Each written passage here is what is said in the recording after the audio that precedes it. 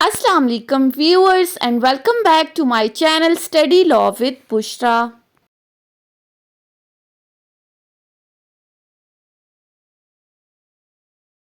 So we were discussing Land Revenue Act 1967 and in today's video we are going to discuss from section 113 till section 115. But before starting the discussion, I request you all to please subscribe to my channel and don't forget to press the bell icon for latest updates. Do share this video with your friends and don't forget to comment your feedback. So let's move towards the discussion. Section 113 to 115 is included in Chapter 9 of Land Revenue Act that deals with the topic of recovery of other demands by revenue officers. यानी कि इस act के अंदर जो ज़रई ज़मीनों पर जो tax recover किया जाता है जिसको हम लैंड रेवेन्यू कहते हैं, उस लैंड रेवेन्यू की रिकवरी के अलावा बाकी जो सम्स हैं वो कौन कौन से हैं और उनको किस तरह से रिकवर किया जाएगा ये हम आज की अपनी इस वीडियो में डिस्कस करेंगे। सो स्टार्ट करते हैं हम सेक्शन 113 से। सेक्शन 113 बात करता है recovery of certain arrears through revenue officer instead of by suit, कि कुछ एरियर्स हैं जिनको रेवेन्यू ऑफिसर ने रिकवर करना है बजाय इसके कि वो कोई सूट फाइल करे। दावा किए बगैर वो कैसे रिकवर कर सकता है? So when a village officer required by the rules under section 36, अब section 36 क्या है वो हम ऑलरेडी डिस्कस कर चुके हैं। वहां पर विलेज ऑफिसर्स को डिस्कस किया गया है कि वहां पर कुछ रूल्स बताए गए हैं। So when a village officer required by section 36 to collect any land revenue or sums recoverable as an area of the land revenue, कि विलेज ऑफिसर ने लैंड रेवेन्यू कलेक्ट करना है या कोई सम्स कलेक्ट करने हैं as arrears of the land revenue, तो वो क्या होगा? If he satisfied a revenue officer that the revenue और sum has fallen due and has not been paid to him. सबसे पहली बात, अगर तो वो सेटिस्फाई कर देता है रेवेन्यू ऑफिसर को कि एग्रीकल्चरल लैंड पर जो लैंड रेवेन्यू रिकवर करना था या कोई भी सम जो as arrears of the land revenue recover करना था वो उस पर्सन के ऊपर ड्यू है जिसकी ज़मीन है, यानी कि उस पर्सन ने अब तक उसे पे नहीं किया। सो पहली चीज़ यहाँ पर लैंड रेवेन्यू पे नहीं हुआ। And secondly has collected such revenue और सम, विलेज ऑफिसर ने उस पर्सन से वो लैंड रेवेन्यू या वो सम कलेक्ट तो कर लिया है but has not credited the same to the government in the manner provided in the rules, लेकिन उसने वो लैंड रेवेन्यू गवर्नमेंट को जमा नहीं कराया, यानी कि गवर्नमेंट के सरकारी खजाने में अभी तक वो जमा नहीं कराया, ऑल्दो उसने उस पर्सन से कलेक्ट तो कर लिया है। तो फिर the revenue officer may subject to the rules which the board of revenue may make in this behalf recover such revenue और sum from the person whom it is due. तो फिर रेवेन्यू ऑफिसर क्या कर सकता है? वो उन तमाम रूल्स के अकॉर्डिंग जो बोर्ड ऑफ रेवेन्यू ने प्रिस्क्राइब किए हैं लैंड रेवेन्यू का कलेक्ट करने के लिए, तो सबसे पहली चीज़ जिस पर्सन के ऊपर वो लैंड रेवेन्यू ड्यू है सबसे पहले तो उस पर्सन से वो लैंड रेवेन्यू रिकवर करेगा। एंड सेकेंडली अगर तो विलेज ऑफिसर ने लैंड रेवेन्यू तो कलेक्ट कर लिया है लेकिन गवर्नमेंट के सरकारी खजाने में जमा नहीं कराया, तो फिर ये रेवेन्यू ऑफिसर उस विलेज ऑफिसर से ये लैंड रेवेन्यू कलेक्ट करेगा as arrears of the land revenue. So section 113 में हमने क्या डिस्कस किया कि रेवेन्यू ऑफिसर किस तरह से रिकवरी कर सकता है लैंड रेवेन्यू की या सम्स की। जिस पर्सन के ऊपर वो लैंड रेवेन्यू ड्यू है सबसे पहले तो उस पर्सन से रिकवर करेगा। एंड सेकेंडली अगर तो विलेज ऑफिसर ने लैंड रेवेन्यू कलेक्ट तो कर लिया है लेकिन गवर्नमेंट के सरकारी खजाने में जमा नहीं किया, तो फिर वो बोर्ड ऑफ रेवेन्यू के बताए हुए रूल्स के अकॉर्डिंग उनको सरकारी खजाने में जमा करवाएगा। उसके बाद आ जाते हैं सेक्शन 114 के ऊपर। सेक्शन 114 बात करता है other sums recoverable as the arrears of the land revenue, बाकी कौन से सम्स हैं जिनको as arrears of the land revenue recover किया जाना है।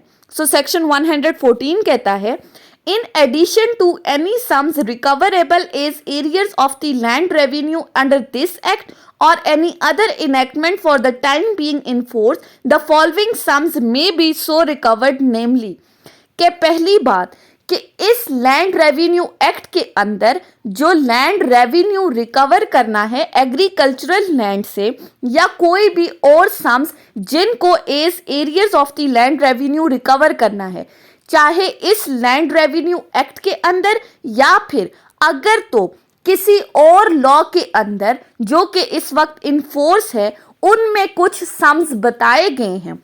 अब लेट से कि अगर कोई और लॉ है जिसके अंदर बताया गया है कि फलां पर्सन जो है वो फाइन पे करेगा, तो अगर वो फाइन पे नहीं करता तो उसको किस तरह से रिकवर करना है। सो सेक्शन 114 कहता है कि लैंड रेवेन्यू या सम्स जिनको as arrears of the land revenue करना है, इनके साथ साथ बाकी जो सम्स हैं उनको भी इसी तरह से रिकवर किया जाएगा। अब वो बाकी सम्स कौन कौन से हैं? Number 1, fees, fines, cost and other charges including the village officer cess payable under this act। सबसे पहली बात कि कोई फी वगैरह है, कोई फाइन है या कोई और दूसरे चार्जेस हैं जिनमें विलेज ऑफिसर के सेस भी इंक्लूडेड हैं जो कि इस लैंड रेवेन्यू एक्ट के अंदर पेएबल हैं, तो उनको भी as arrears of the land revenue recover किया जाएगा। Secondly, revenue due to the government on account of pasture or other natural products of the land। ऐसा रेवेन्यू जो कि गवर्नमेंट पर ड्यू है, यानी कि जो गवर्नमेंट ने रिकवर करना है, किसके लिए? कि कोई natural products of the land है उसके थ्रू या कोई चरागाह वगैरह है जिनके ऊपर कोई टैक्स वगैरह है जो अभी तक गवर्नमेंट को पे नहीं हुआ, और on account of mills, fisheries और natural products of the water, या कोई मिल्स वगैरह या फिशरीज वगैरह हैं या वाटर की कोई नेचुरल प्रोडक्ट्स हैं, और on account of other rights described in section 49 और 50 in cases in which the revenue so due has not been included in assessment of an estate. या फिर सेक्शन 49 और 50 जो हम ऑलरेडी डिस्कस कर चुके हैं, जिनमें हमने मिनरल्स एंड माइंस को डिस्कस किया था कि वो भी गवर्नमेंट को पे की जाती हैं। तो इन तमाम चीज़ों के ऊपर जो रेवेन्यू बनता है जो अभी गवर्नमेंट को पे नहीं किया गया, उनको भी बिल्कुल arrear of the land revenue की तरह रिकवर किया जाएगा। अब चाहे वो मिल्स, फिशरीज या मिनरल एंड माइंस के ऊपर किसी तरह को कोई टैक्स है, वो तमाम रिकवर होगा। Thirdly, fees payable under the law for the time being in force for the use or benefit derived from the construction and repair of the embankments। या फिर अगर कोई फी है जो पे करनी है, अब वो किस लिए पे करनी है? कि आपने कोई फायदा हासिल किया है। किससे फायदा हासिल किया है? कोई कंस्ट्रक्शन वगैरह हुई है या कोई बांध बांधे गए हैं और उनको रिपेयर करने में जो भी आपने फायदा हासिल किया है, तो उसका जो टैक्स पे करना है, जो फी पे करनी है। And works for the supply, storage and control of the water for agriculture purposes, या फिर अगर तो नहरी जमीनों पर यानी कि जो फसलों को सैराब किया जाता है उसका कोई आबियाना वगैरह है, तो वो भी बिल्कुल arrear of the land revenue की तरह रिकवर किया जाएगा।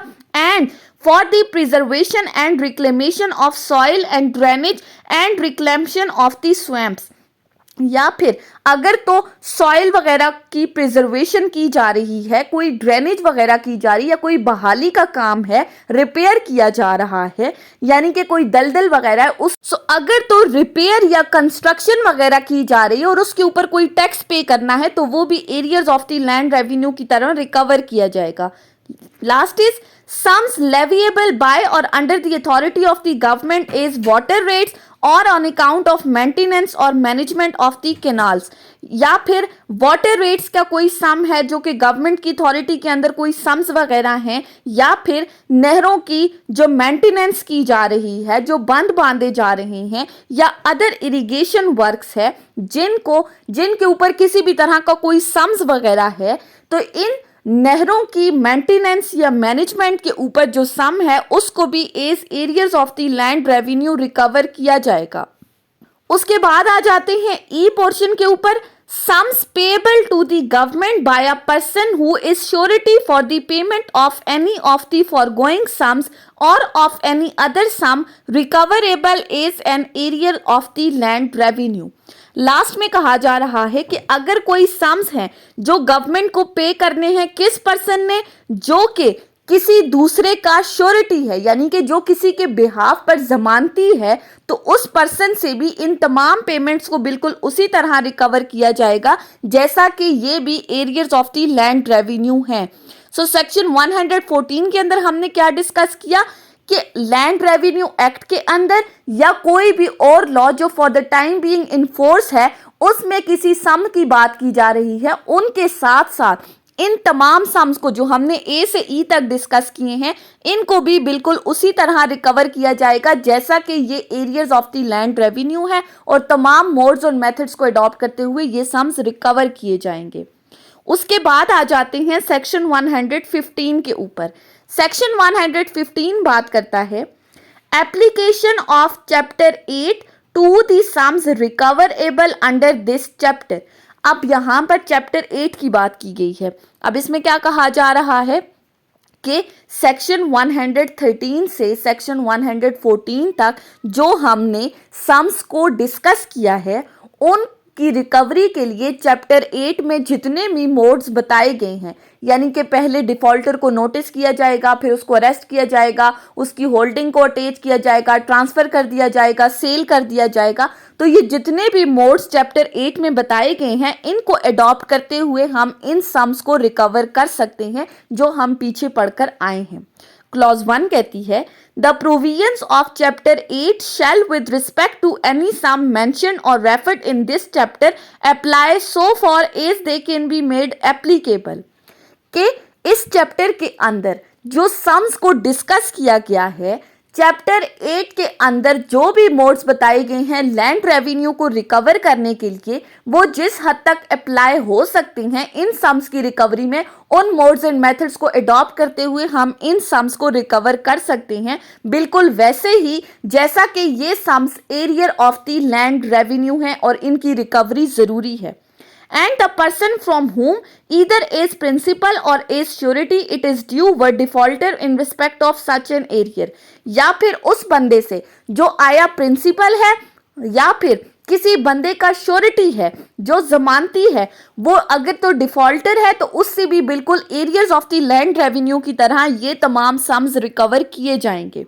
Clause 2 unless any such sum is declared by any enactment for the time being in force to be recoverable as if it were an arrears of the land revenue due in respect of the land charged therewith, the provisions of section 90 shall apply under subsection 1 to the recovery thereof. अब ये sub clause 2 sub clause 1 से ही related है. Sub clause 1 में हमने क्या कहा कि अगर तो किसी सम को रिकवर करना है तो चैप्टर 8 के बताए हुए तमाम मोड्स एंड मेथड्स को अडॉप्ट करते हुए हम इन तमाम सम्स को रिकवर कर सकते हैं बिल्कुल वैसे ही जैसा कि ये सम्स भी arrear of the land revenue है. तो जो mode arrear of the land revenue की रिकवरी का है वही हम अडॉप्ट करके इन सम्स को भी रिकवर कर सकते हैं.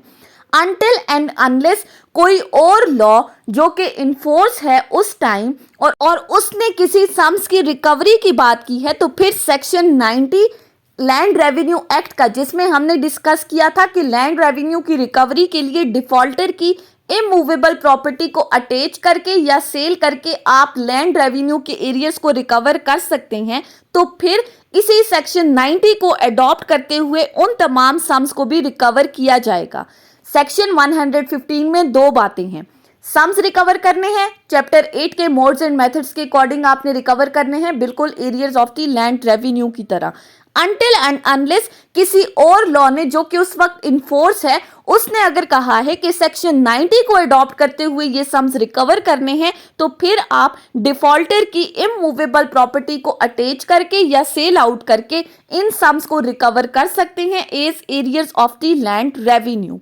सो ये थी हमारी आज की डिस्कशन सेक्शन 113 से सेक्शन 115 के ऊपर, जिसमें हमने डिस्कस किया recovery of other demands by the revenue officer. So I hope कि आपको ये लेक्चर समझ में आया होगा अगर आपने इस वीडियो को अटेंटिवली सुना है तो। अगर आपको ये वीडियो अच्छी लगी है तो इस वीडियो को लाइक करें, कमेंट करें और चैनल को ज़रूर सब्सक्राइब करें। Thank you so much for watching this video. Till then, अल्लाह हाफिज़।